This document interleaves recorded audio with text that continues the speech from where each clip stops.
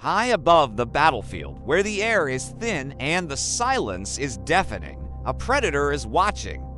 It doesn't need a pilot in the cockpit, and it doesn't leave a trace. This is the MQ-9 Reaper, the ultimate hunter-killer of the modern age. Born from the legacy of the MQ-1 Predator, the Reaper was designed for one thing: dominance. With a massive 66-foot wingspan and a Honeywell turboprop engine, it can stay airborne for over 27 hours, tracking its target with surgical precision. What makes it truly terrifying is its vision. Equipped with the MTS-B multi-spectral targeting system, the Reaper can see a license plate from miles away, even in total darkness.